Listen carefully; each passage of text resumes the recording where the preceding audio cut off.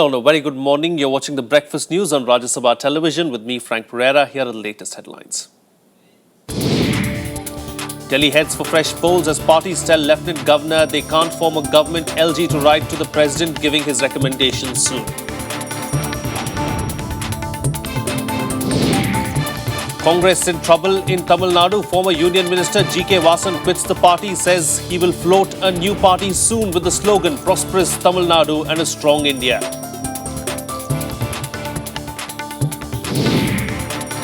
US condemns suicide bombing at Wagah border, offers assistance in investigations. India and Pak remain on high alert.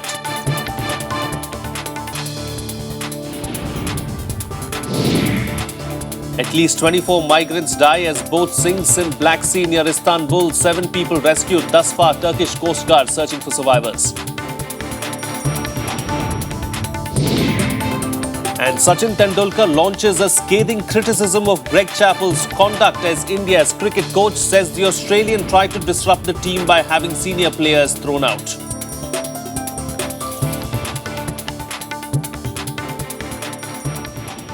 Our top focus on the bulletin this morning. Former Union Shipping Minister G.K. Vasan quit the Congress, claiming that it didn't reflect the views and aspirations of the cadres anymore. He also launched a new party in Tamil Nadu whose name and flag, he said, will be unveiled at a public rally in Trichy.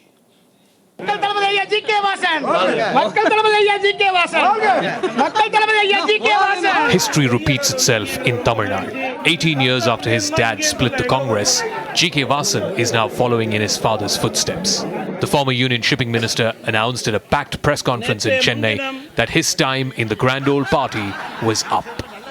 I am happy that today we have floated a new party on the interest of our cadres and people of Tamil Nadu. Using the same slogan that his late father G.K. Moopanar had used in 1996, Vibrant Tamil Nadu, Prosperous India, Vasan outlined his differences with the Congress leadership. But in a state where the Congress's vote share has fallen to under 5%, what chance does a Congress offshoot have? Mr. Vasan is unperturbed. That a new approach, a new way, a new path can be given to the cadres. The decision comes at a time when Tamil Nadu politics is in deep flux. Former Chief Minister Jayalalitha is out of active politics for at least the next 6 years after being convicted in a corruption case. The main opposition DMK is still picking up the pieces after getting decimated in the Lok Sabha polls. The BJP is trying to get a foothold in a state where it's never really had any presence. But the state Congress, in the midst of all of this, is unfazed. Even people like Periyar, Rajaji and so many stalwarts in Tamil Nadu left the party for the past so many years. Even Moopada left the party at one section. But Congress will not be affected by that. The name of the new party and its election symbol will be announced at a rally in Tiruchi. Mr. Vasan's father, Moopanar's party, had a short lifespan from 1996 till his death in 2002, after which it merged with the Congress. Mr. Vasan will do well to pay heed to that old saying about history. When it repeats itself, first time it's a tragedy, the second time it's a farce. Bureau Report, Rajya Sabha TV. Joining me for a chat on this very subject this morning is a political editor of the Business Standard, Aditi Fadnis. Thank you so much, Aditi, for joining me on the program. In a state where the Congress has been wiped out, not just a couple of years ago, but it's been several decades now since the Congress really has been in power in Tamil Nadu. And someone, of the likes of G.K. Vasan walking out of the party at this crucial juncture when the party is trying to revive itself in Tamil Nadu, how much of an impact is it really going to have on a party like the Congress in Tamil Nadu? It's hard to say at this point. G.K. Moopanar was a very, very popular Congress leader. I am not sure how popular G.K. Vasan is. He formed, the Tamil Manila Congress emerged out of a certain specific historical situations. As you know, the P.V. Narasimha Rao government, which was in power at that time, did a deal, an electoral deal with Jayalalitha. Yes. The cadres of the Congress were totally opposed to this and rebelled. And that's how the Tamil Manila Congress was formed. So, and it had a fantastic showing in the first election, suggesting that the people of Tamil Nadu want a party which is neither which is other than the Dravidian parties Yes. and other than the Congress. There is a sizable, almost 8% of the population in Tamil Nadu, which is a floating electoral population, which could vote for, say, Vijaykanth, or if Rajnikant were to float a party, Rajnikant, or Vaiko, and there are several other smaller players, yes. But for this to be to have expression, you need to have a really sizable, not just party but movement in Tamil Nadu, which will be an alternative to the Dravidian. So is there really a space for a party like this party that, you know, that Vasan is talking about floating in Tamil Nadu, or do you think that it is already cluttered there as far as the political space is concerned? Well, I would say there is space. Definitely there is space, but that space will gobble up the Congress supporters. I don't know who else it will get unless he has something new to say. Okay, okay. You know, one of the things that G.K. Vasan spoke about is the fact that, you know, the high command, the Congress high command is in one way or the other disconnected with the party cadres at the ground level. Is that something that you also see as far as the Congress is concerned, that, you know, the party has done so badly in recent times that the morale of the party cadre is so low that they need something new, they need a new breath of fresh air? Absolutely, there's no doubt about that, and I don't think anyone could have any different opinion on that. The Congress vote share right now in Tamil Nadu is 4.5%. Yes. So that is ridiculous. But how the Congress High Command has failed the party in Tamil Nadu, I am not clear about that. Because frankly, the Congress High Command has failed the party everywhere in India. Right. Given that it's got 45 seats in Lok Sabha. So specifically in Tamil Nadu, what the issues are very different from the rest of India. As you know, the Congress has always been an ally either of the ADMK or the DMK. In the last election, the DMK was not happy with the Congress. Everyone fought on their own, and the DMK was wiped out, and so was the Congress, and so were most other parties. So I think a new experiment is being tried. I don't know how far it's going to succeed. Okay. New experiment being tried. We do not know how far it's going to succeed. Thank you so much, Aditi Fadnis, for joining us on the program this morning and putting things into perspective for us. Moving on now to another important, crucial story, of course, closer to the national capital. Delhi is set for yet another assembly poll within a year. None of the leading parties are keen to form the government, with no one having a clear majority. Now, they informed their stands to the Lieutenant Governor yesterday. Let's take a look at this detailed report.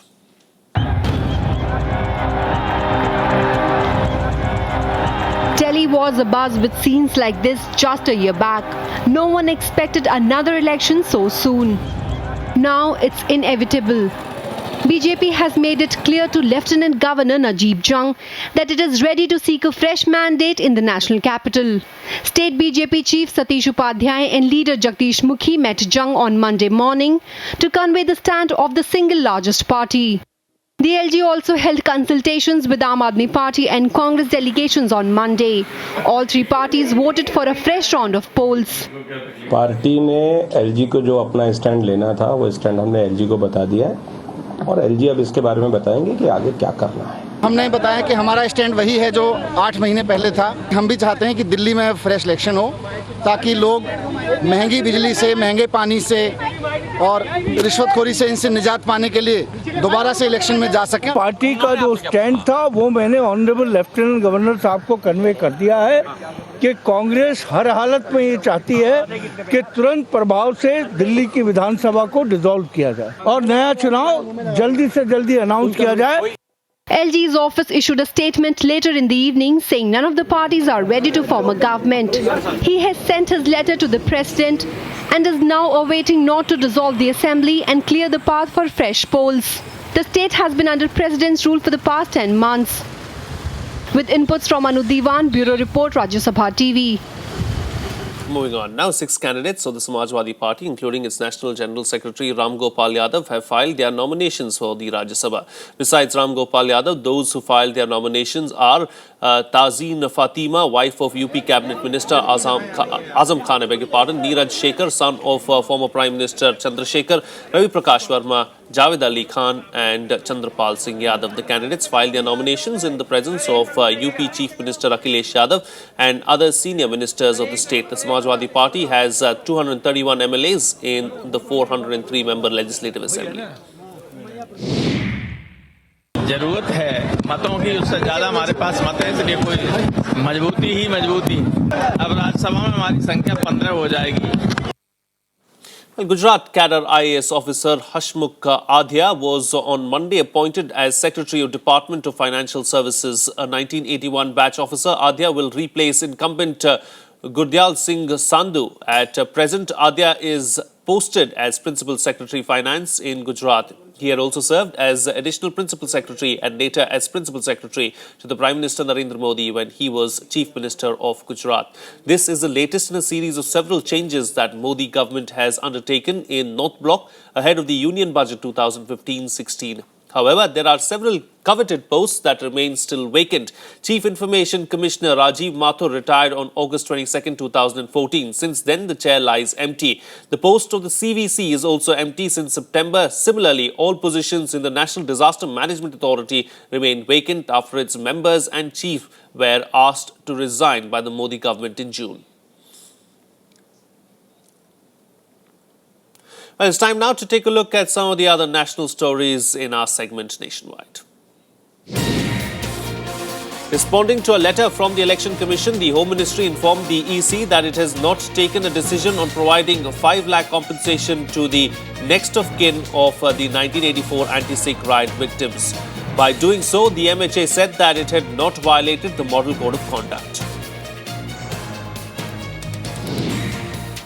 Victims of the 1984 Bhopal gas tragedy would begin an indefinite fast in New Delhi from November 10th, pressurizing the federal government for additional compensation. The Bhopal gas tragedy is one of the worst industrial disasters in history. Recently, the victims were frustrated on the news of the death of Warren Anderson, chief of Union Carbide, who did not face any trial for his crimes. The outlawed Maoist movement in Bastar region continues to lose its strength as 18 more ultras, including the hardcore cadre involved in last year's ghastly Jiram Valley attack on the Congress leaders, surrendered in Chhattisgarh's Dantewada district. With this, the total number of rebels laying down their arms reached 330 so far this year in the insurgency-hit state. Leader of the Congress in the Lok Sabha, Mallikarjun Kharge, has been inducted into the 3-member selection committee which will select the Chief Information Commissioner. As per file notings, Prime Minister Narendra Modi, who heads the panel, has nominated Defence Minister Arun Jaitley besides Kharge to the committee. Former Union Minister P. Chidambaram launched Eduthu, a platform for young Tamil writers in Chennai. This would financially support the print release of the first book of young Tamil writers.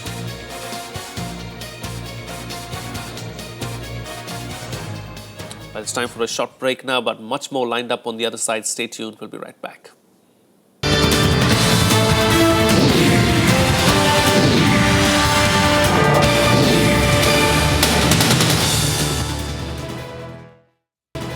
Welcome back. You're watching Rajya Sabha television. Well, a day after the blast at the Pakistan side of the Wagah border claimed 61 lives, India is likely to resume the daily beating retreat military ritual along the border.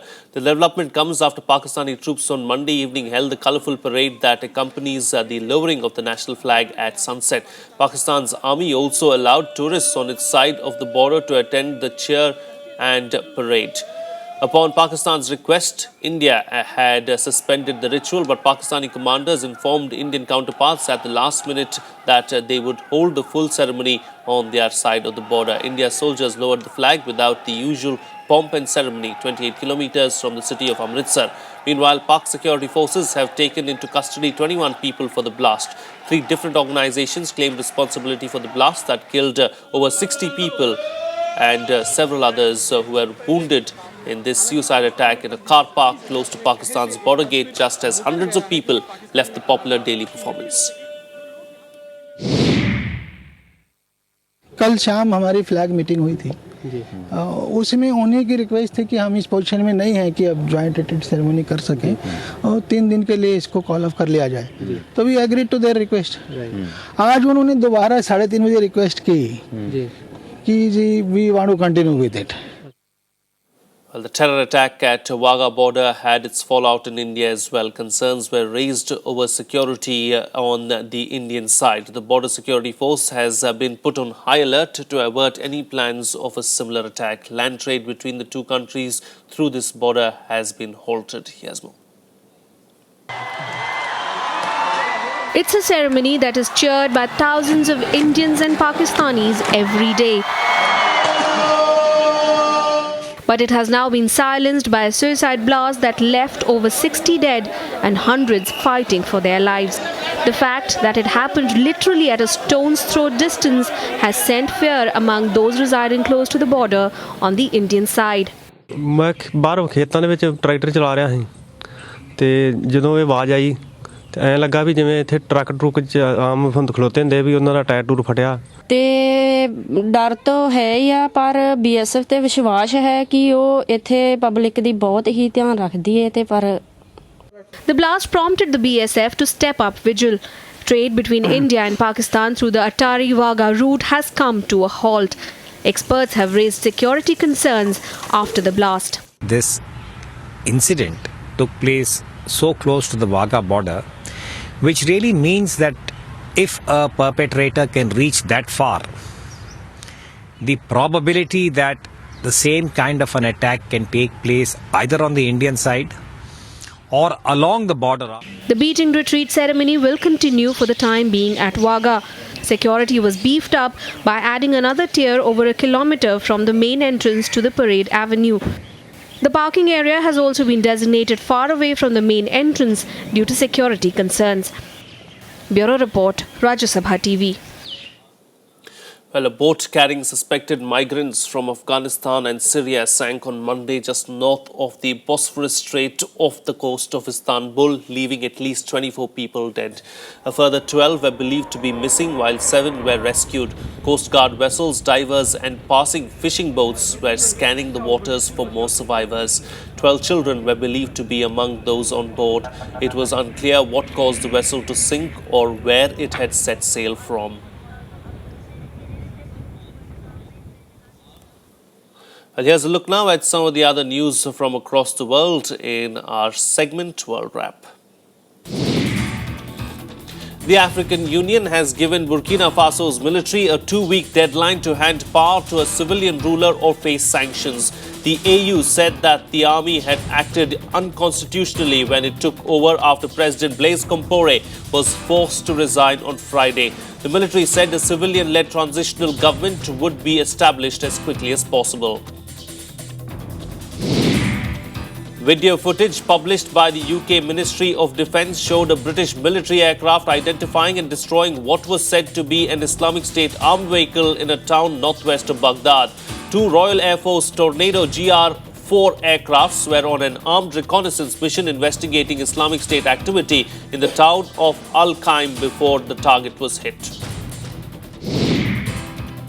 Both Democratic and Republican parties pushed to get voters to the polls in a final effort to sway the electorate ahead of Tuesday's midterm election, which could shift control of the US Senate and upend policy priorities for the last 2 years of US President Barack Obama's final term. Races are tight in at least 10 states, including North Carolina, Colorado, Kansas, Iowa, and Alaska. Voters will elect 36 senators, all 435 members of the House of Representatives, and 36 state governors on Tuesday. Argentina has accused Procter & Gamble, the world's #1 household products maker, of tax fraud and said it suspended its operations in the South American country, according to a statement issued by the country's tax authority. Argentina accused the company of overbilling £86.42 million in imports to get money out of the country. The company denied the allegations in a statement, saying that it always pays all of its taxes.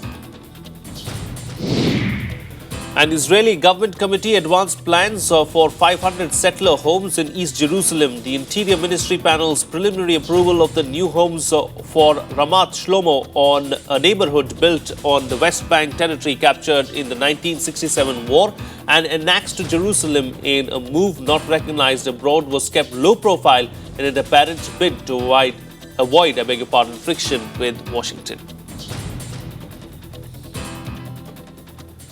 Here's a look now at what's lined up for the day today in our segment, The Day Ahead. The Indian Economic Summit is starting today in New Delhi. The World Economic Forum is hosting a three-day conference along with the Confederation of Indian Industry. The theme is redefining public-private cooperation for a new beginning. Home Minister Rajnath Singh will be representing India at the Interpol's General Assembly in Monaco. He'll also visit France and Israel to discuss security-related bilateral issues. Union Surface Transport and Shipping Minister Nitin Gadkari is expected to conduct an aerial inspection of the Setu Samudram project area. The 25,000 crore project was launched in February 1997. It involves digging an 84-kilometer long deep water channel cutting through the Ram Setu linking the Park Strait with the Gulf of Mannar. Vice President M. Hamid Ansari will interact with the 50 participants on the 4th Asian Forum on Global Governance. The event will start at 3:45 p.m. at the Vice President's estate. Actor Sadashiv Amrapurkar will be cremated today. His last rites will be performed in his native place in Ahmednagar district. The noted actor died yesterday from a lung infection at Kokilaben Dhirubhai Ambani Hospital in Mumbai.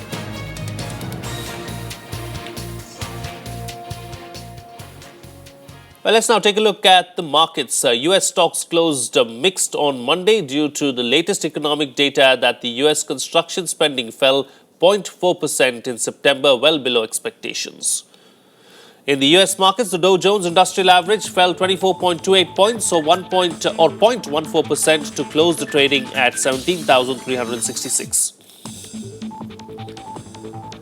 Standard & Poor's 500 lost 0.24 points or 0.01% to end the day at 2,017. The Nasdaq Composite added 8.17 points or 0.18% to finish at 4,638. Well, after a modest rebound on the weekend, gold prices dropped again to 0.18% or 50 rupees to 25,985 per 10 grams on Monday, following fresh bouts of profit-taking as well as poor local buying support. Silver also followed the downtrend, dropping by 0.29% or 120 rupees to 36,850 per kilogram as speculators reduced positions on weak cues from global markets. Asian stocks opened high on Tuesday amid a report that Japan's government pension investment fund will increase holdings of equities.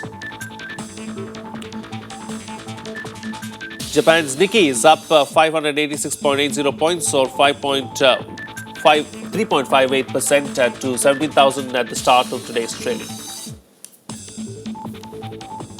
Hong Kong's Hang Seng rose 58.51 points or 0.47% to 23,896 at the start of trading.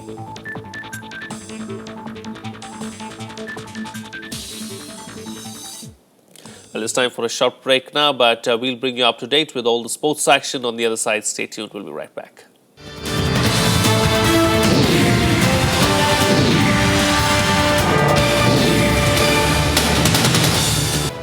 Welcome back. You're watching Rajya Sabha television. Well, Sachin Tendulkar has lashed out at former India coach Greg Chappell in his upcoming autobiography, Playing It My Way, saying the Australian was acting as a ringmaster who imposed his ideas on players. Tendulkar is scathing in his criticism of Chappell, who was the national coach from 2005 to 2007, describing him as a ringmaster who imposed his ideas on the players without showing any signs of being concerned about whether they felt comfortable or not. He cites an example by elaborating on the coach's bid to replace Dravid as the captain. Tendulkar writes, just months before the World Cup, Chappell had come to see me at home and, to my dismay, suggested that I should take over the captaincy from Rahul Dravid. Well, it's time now to take a look at some of the sporting action from around the world. Here's the latest sports beat. John Goosen struck a last gasp goal to help FC Pune City beat Northeast United FC 1-0 in a hard-fought Indian Super League match.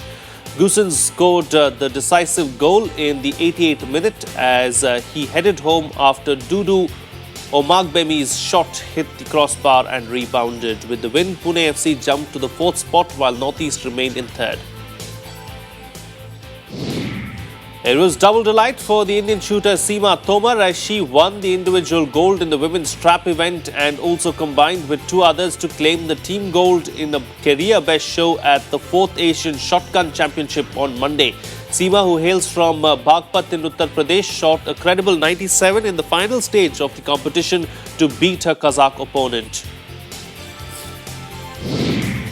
Britain's Andy Murray has been drawn in the same group as Roger Federer for the ATP World Tour Finals in London. Murray has won 3 titles in the past 6 weeks to qualify for the 8-man season-ending tournament, which takes place from the 9th to the 16th of November. The Scot is in Group B along with Federer, Japan's Kei Nishikori and Milos Raonic. Well, that's it on this edition of the Bulletin. But before we go, here's a look at daredevil Nick Wallenda breaking 2 world records with 2-wire walks between Chicago skyscrapers blindfolded. I'm going to leave you with this. Bye-bye.